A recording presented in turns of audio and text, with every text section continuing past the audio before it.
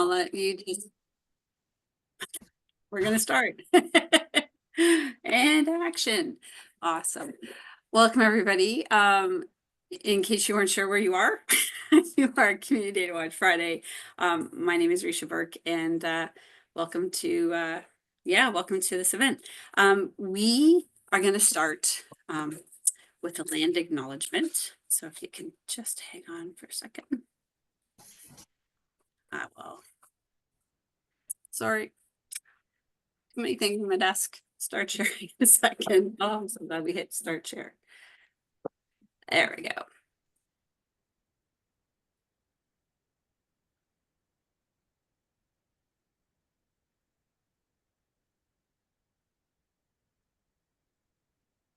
Can everybody see that? Are we good? Awesome. All right. So we want to acknowledge that Halton is rich in the history and modern traditions of Indigenous people. Halton is on the traditional lands of the Mississauga of the Credit, part of the Anishinaabe Nation that extends from the Niagara Peninsula across Hamilton, Halton, and Toronto to the Rouge River Valley.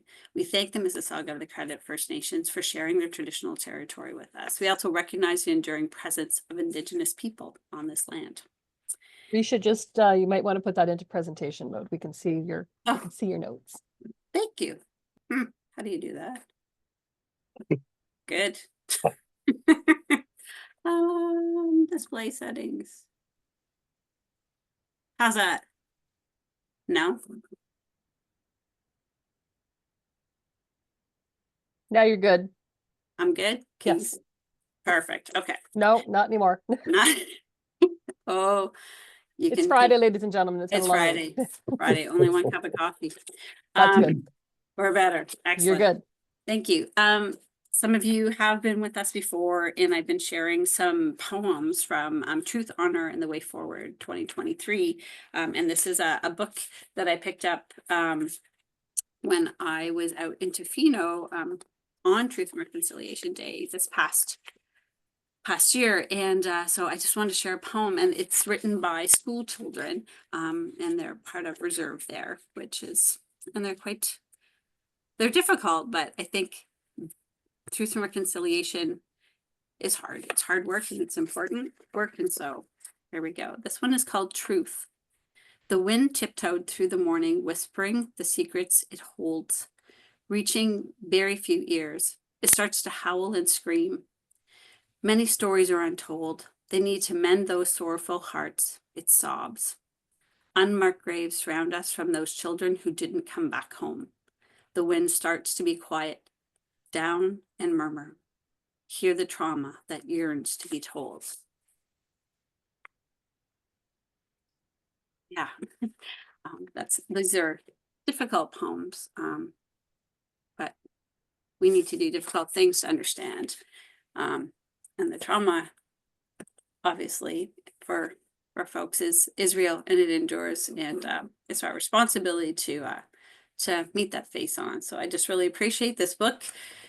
Words from the mouths of babes who are still experiencing that from generations. So we thank our Indigenous partners for the land that we have.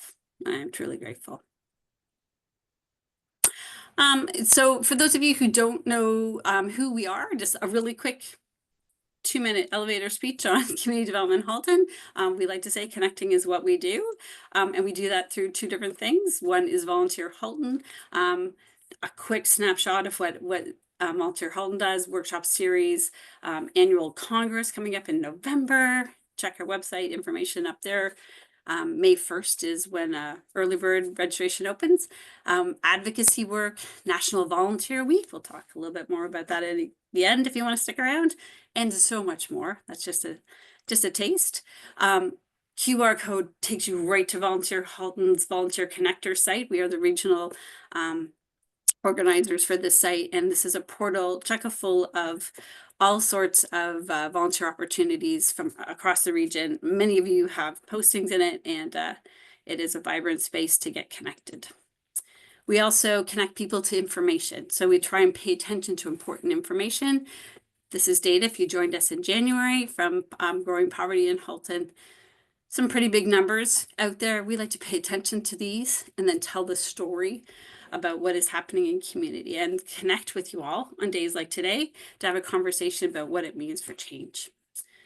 So social research, convening community, hopefully sparking collaboration. Maybe we'll do that today. And also leading policy and advocacy efforts. So lots of things going on.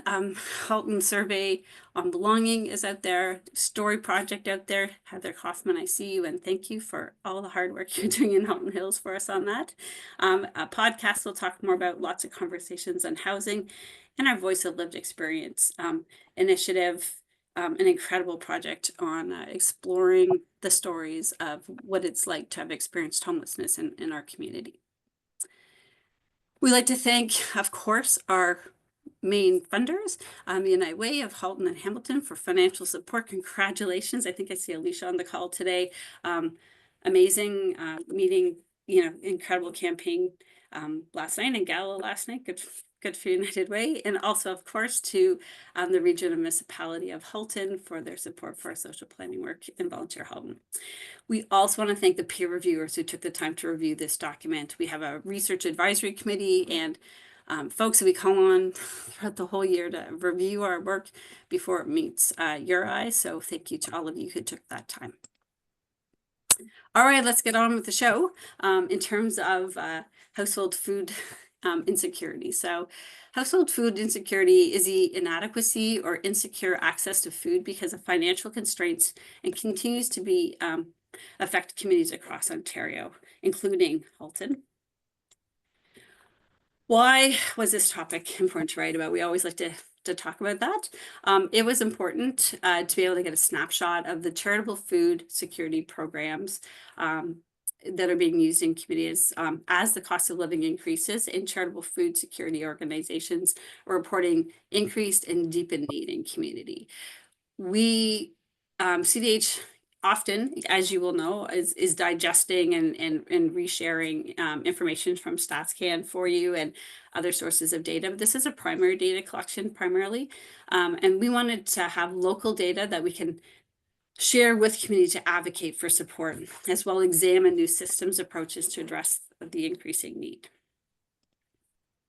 So the data is new data that was collected this winter from 49 local charitable community food organizations, and it documents rising costs, stagnant wages, and housing challenges, how they're reshaping hunger in our community, again, collected this winter. We also have some information which is fairly hot off the press around the 2024 Ontario Nutritious Food Basket Survey for Halton, which is we'll dig into right off the hop. Important information to set the stage. We do want to just flag that there are limitations to the data from the survey. So again, it's a community-based survey, primary data collection, but it doesn't have complete coverage across Halton. Not all community food programs in Halton responded. We tried, I bugged, but you know what?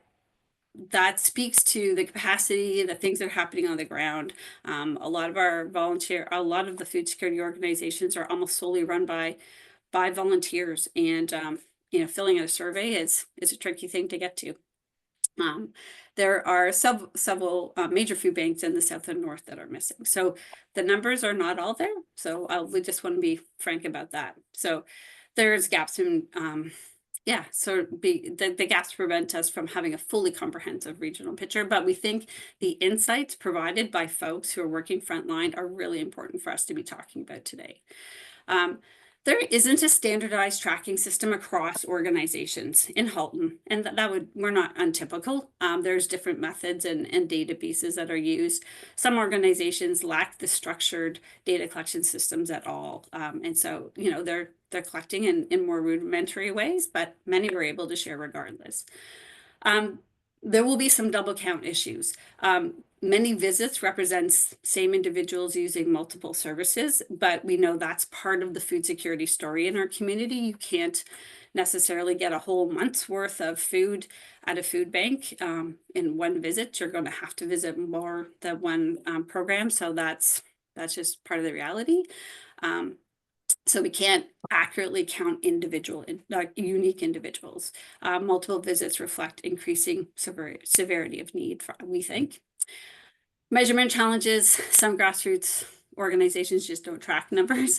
Community or gardens and pantries lack precise visit data. And some organizations collect data but don't always share widely, and that's their prerogative, and that's okay. Service level changes, program reducing. So, oh, was there a question, Heather? Nope. Okay. Some programs have had to reduce food quantities due to demands and funding, so that may show a decreasing number versus even though the need is deepened. Changes in service delivery affect usage patterns, and historic data might not reflect the current reality. So those are just some of the limitations. That's a lot, but we still think it's worth going through the survey and sharing some of the insights. So I think a lot of people took some really great time to share some really important insights for advocacy purposes. So in terms of support for food security in Halton, we just, that we want to say, because any of the numbers that are reflected here, we want to say this is not for a lack of super trying in Halton to address food insecurity in our community. We have so many organizations working at this, and we have investments through the Halton region, and we have investments through United Way, locally Ontario Trillium Foundation would also be providing supports. There's hundreds of thousands, if not more, close to millions of dollars that are invested in the Halton region through Region Directly, the Halton Regional Community Investment Fund, and again, Trillium, United Way, and other donors. So there's some information up there on the slide for you. And, we've had a one-time seed funding investment of $500,000 in Feed Halton. So we've got lots of efforts going in. And so let's build on that and know that and say, how do we best use our resources to address the issue? So Ontario Nutritious Food Basket Survey. And so our friends in public health are involved in this, and it's a really important survey that gets done every single year, which is a really amazing touchstone. So this is current from 2024, and it shows that a basic healthy diet for the reference family of 4, which is 2 adults, age 31 to 50, a 14-year-old boy and an 8-year-old girl. So that's a reference family, and the weekly cost for them to eat nutritiously is $290.57. Right? And we're all like, yep, that's relatable. When we start to think about some of our neighbors and friends in community who have very limited income, how difficult that is. So the results do show that households receiving Ontario Works, Ontario Disability Support Program, or earning minimum wage cannot afford both rent and nutritious food while meeting other basic needs. It's not possible. So this financial strain likely forces more low-income households to rely on food banks, which negatively impacts physical and mental health, social well-being, life expectancy, costs in our healthcare system when people don't have the nutritious food that they need. The findings highlight how food insecurity directly contributes to poor health outcomes and related health costs. And so if you want to know more about that, we can certainly get you a link to, if there is a link in the report that takes you directly to that study that is done by our own dietitians through public health. And they do a survey, I think it's of 9 different grocery stores. So it's to get the average prices, is a really well done survey. So other data that we've considered obviously comes from the Canada Income Survey from 2021-23, reveals that Halton's food insecurity rate is, back then, was 14%, is lower than Ontario's overall rate of 20%, but the impact is still pretty significant. And we know that there's some evidence from the Feed Ontario report from 2024 that 20% of those who experience household food insecurity use food banks. And Feed Ontario report primarily reflects data from its member food banks, including other charitable food organizations. So we have a number of those in our community, but that's not all of the organizations that are providing food security supports in our community. So we thought it would be a great idea to do a survey and to dig in deep. And in addition to just getting numbers, get insights from the folks who work in the front lines. And I really want to spend a lot of time on that today.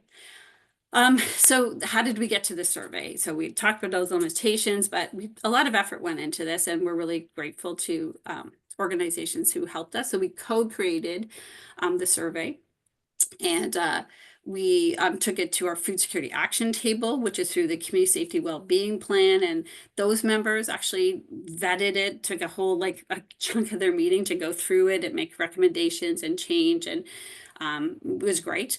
Then we pre-tested it with a whole variety of food security organizations over another couple of weeks. And then, yeah, so we felt like this is probably as good as it's going to get. We took quite a bit of time for that. So we designed it to use common language across diverse organizations. So again, not everyone collects data the same way, but we did our best collectively to find the best language possible.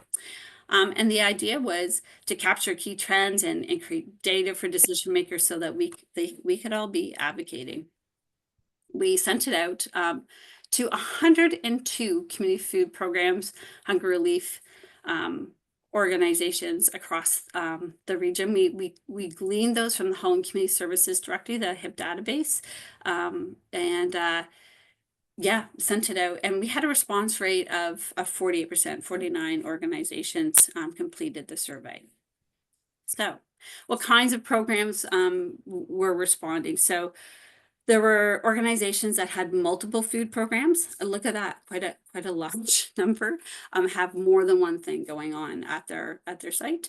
There were food banks. There were home delivery programs, community meals, pantry programs, community fridges, groceries, kind of food voucher or type opportunities, community gardens, and school nutrition programs.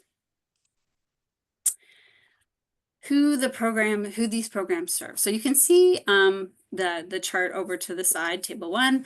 We have a large proportion of them are families that include children. Single parent households were the next ranking response.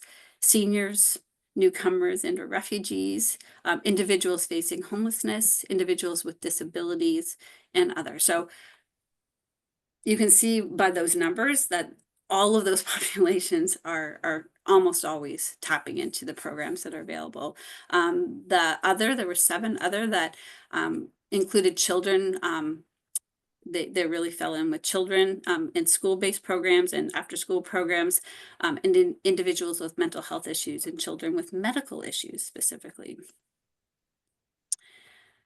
So respondents were asked about the sort of like their service model, because we know that everybody's operating in a different, that's a range of types of programs, and everyone's operating in a slightly different way. So first of all, we asked about fresh versus perishable food, and you see that 56% said that we're serving.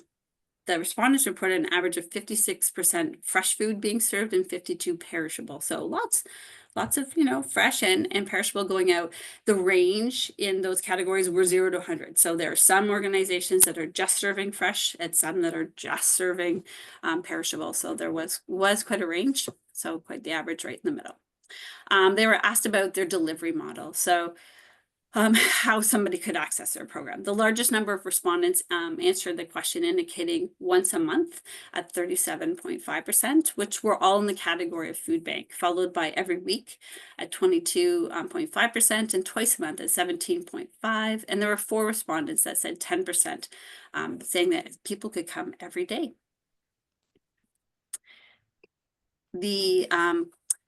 So again, a little bit of data challenges. Want to flag it one more time before we head into sort of those bigger numbers. In the co-design process, it was decided that to ensure the best consistency in reporting analysis, we would use the term usage as a broader measure that captures both in-person visits and instances of food support received. That approach allowed for more comprehensive understanding of food program access, recognizing the different ways people interact with all of these amazing programs. In the survey, respondents were asked to indicate the number of visits to various food programs, including food banks, community meals, etc. Well, visits accurately could probably more accurately reflect how people access food banks and community meal programs. It isn't the best, most suitable term for programs like food vouchers and meal delivery or school nutrition programs, where support gets provided in different ways. So what we want to look at, we asked for people to respond asking their number in 2023 and then the number of usage in 2024. And so here's what we have in terms of that change. So you can see that the chart has the number of change in usage counts and then the percentage change. So food pantries had the biggest change based on this survey. So that's really interesting. A significant 110%. And we're going to do some small group conversations. I hope you stick around for that. I'd really love to dig into why do you think that is? That's like, we are super curious about that. Community meals saw quite an increase. And, that might also reflect as a volunteer at a community meal, we were closed down. And I know that between 2023 and 2024, we saw a reemergence of people back out after the pandemic. And we were, just lovely to receive all of our neighbors and community for those meals. And I know that talking with others, they saw that as people got used to being back out in person again. Grocery and food vouchers, 26%. Food banks, 22% increase between the 2 years. Meal delivery, 19, programs for children, and then food access points at 5%. The average across all of those are 25%, but they're also different. So it's really important to look at the difference between each one. So that's this is fairly reflective of the qualitative comments that we receive throughout the survey in terms of seeing those increases. This is just a heat map that Richard provided, Richard, one of our social planners, looking at the survey responses. So this reflects survey responses. So we haven't included every program on this map, just the ones who respond to the survey. So you can see from that there are food security programs across all of Halton. So if you thought there was a gap, there's not. Although we might talk about the rural community, because I'm not seeing any there in terms of responses. And have we missed somebody? Is there a grassroots initiative around pantry or something happening in our rural community? But you can see that we did have a lighter response in Georgetown, and there was a lighter response in Milton. You can see where they centralize, but in terms of sort of knowing how many there are in each municipality, that's where we're a little bit later with a concentration. Acton. I think everybody in Acton responded to the survey, so thanks, Acton. This is, I really want to share about this. This is insights from the front line. So survey respondents were asked about their impression of current need for charitable food programs, and 69% said that the need had both increased and deepened. So not just like, do we see more people, but the people coming to the programs are experiencing deeper need. And it is getting graver. And 19.4 felt that there was an increase, and 5% said that it was fluctuating. But that majority said that it was both. Some of the challenges that people were experiencing, factors driving food security for folks that they're seeing, is the rising cost of living. This is not surprising, 94%, 92%. You could select multiple categories for this. Also felt low income and wages were a big issue. Complex health needs, reliance on social support, income, housing insecurity at 56, and unemployment, lack of access to transportation, something we don't always talk about, 33%, lack of affordable childcare at 28, and then another category, which was often sort of multiple factors all at once. Just some quotes to sort of backing up the things. People took some really lovely time to share with us, as we wanted to highlight them. Having ended means testing according to Feed Ontario standards has resulted in a significant increase in food bank use by populations that previously wouldn't have qualified. The largest thing that I see is that there's an increasing amount of working class individuals that are using the programs. People that you would not expect are accessing these programs in the midst of working multiple full-time jobs and still need these programs, these supportive programs. Large increase in first-time visitors to the food bank between these 2 years. The numbers have increased 25%, with numbers in 2025 pushing past 1,100 a week. That's amazing. As others are reporting, we have more and more requests for assistance and are now serving people who own their own homes and are employed. So I think that is, that's the one piece that comes up repeatedly, is folks who are working. The folks who hadn't previously used the food bank are driving the increased numbers that folks are seeing in the community. Barriers and challenges faced by charitable food organizations. So this is the organizations themselves. Food security sector, are all struggling with same challenges around unsustainable funding, program funding, increasing costs to run or operations without funding necessarily keeping up. Wages that don't compete with other sectors, volunteer shortages, in declining infrastructure for actually supporting volunteers. Here we see, 53% said that limited financial resources were a big issue for the organization. Space and storage constraints at 47%. Meeting diverse dietary needs, as our community is changing, 44%. That's a really important thing for us to be talking about. Increased demand, exceeding capacity at 44%. And then still almost a third saying limited capacity to advocate for systemic issues impacting food security.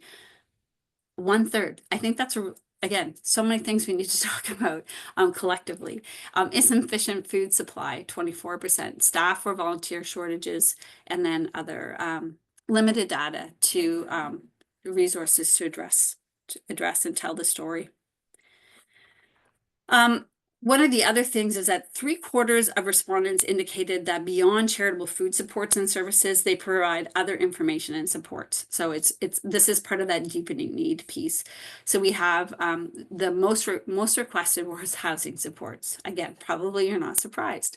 Emergency housing assistance, help with rent payments, utility bill support, affordable housing navigation are some of the things that people told us they were doing when people came in to access food supports.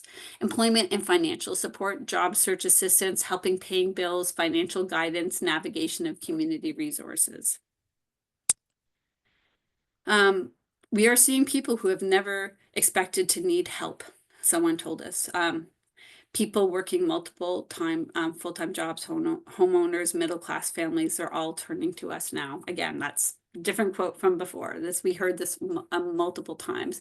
We know from way back in 2021 that 1 in 7 households that relied on wages, salaries, or self-employment were food insecure in Canada. So this is not surprising, and given the situation post-pandemic in terms of rising inflation and incomes not keeping up, that we're continuing to see this. So again, key populations needing support: 2-parent working families increasing, single parent families, newcomers and refugees, seniors, and families with young children.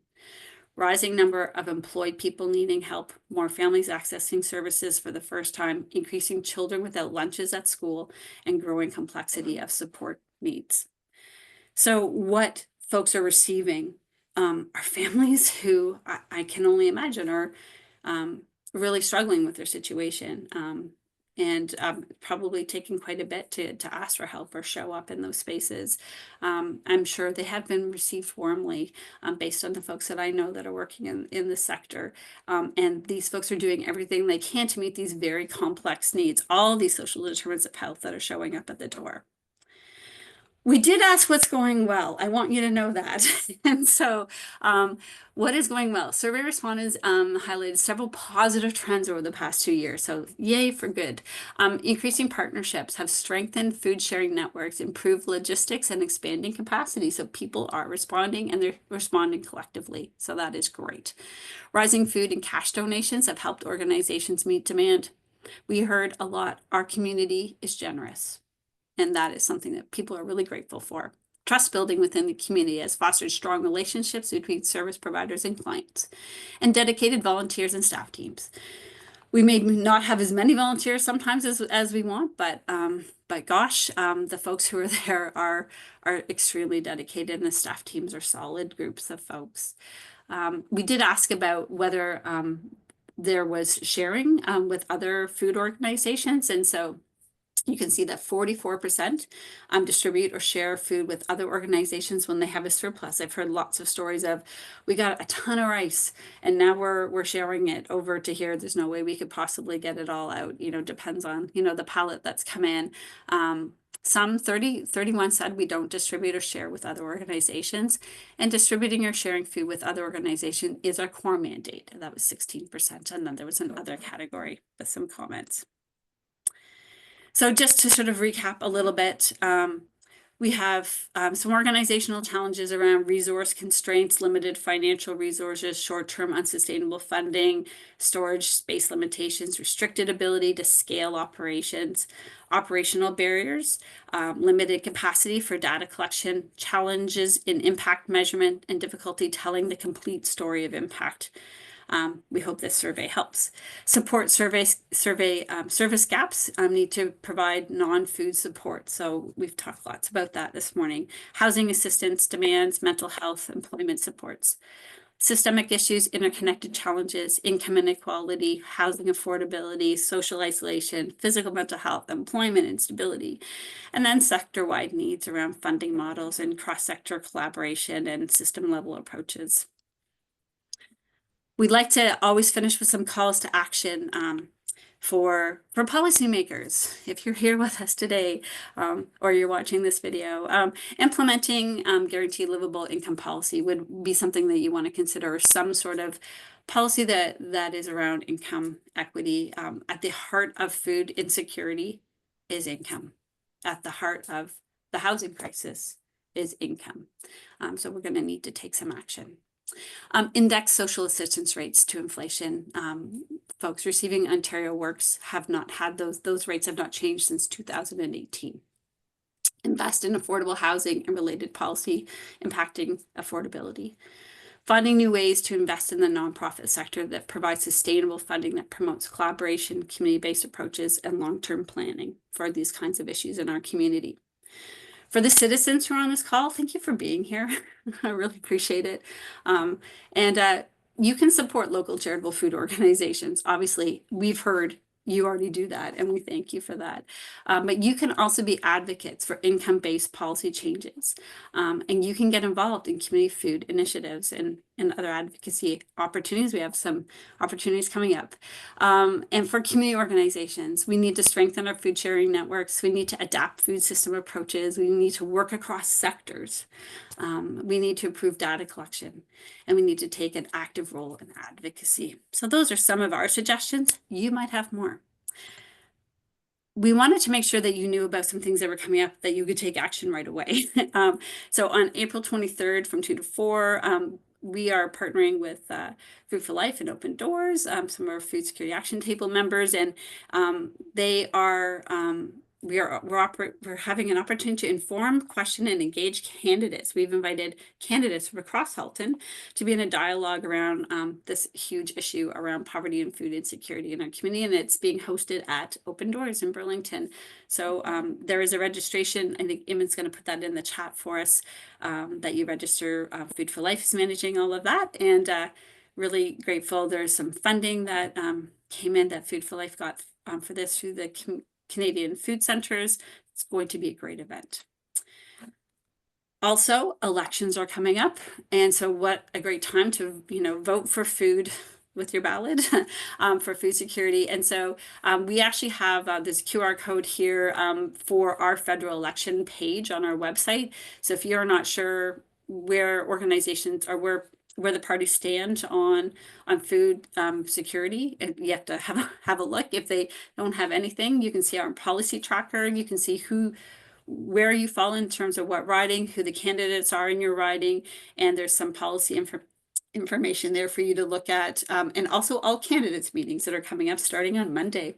They're starting to fill in as well on top of the Eat Vote Think. And yeah, I'm gonna stop sharing right now. I just want to highlight, there have been several comments in the chat about different resources and different opportunities that folks can get involved in. So That'll be part of the recording as well for those who are watching this afterwards. That's awesome. Thank you. That's great. Love sharing. This is yeah, it takes all of us to figure this out. So, are there any general questions about I want to get us into small groups and have a conversation, but I want to see if there are any questions. Were there any specific questions coming up from the group? Nope. So, message was clear. Food insecurity is increasing across a large variety of folks. We have good folks out there in community who are working hard at this issue, and they have important insights for us to listen to. I think those are key takeaways, and there are very current opportunities for us to get involved. Amazing. All right. So here's what we want to do. Don't be shy. And if you are a bit shy, that's okay. I totally get that. I will stay back here for you. But we have an opportunity for you to meet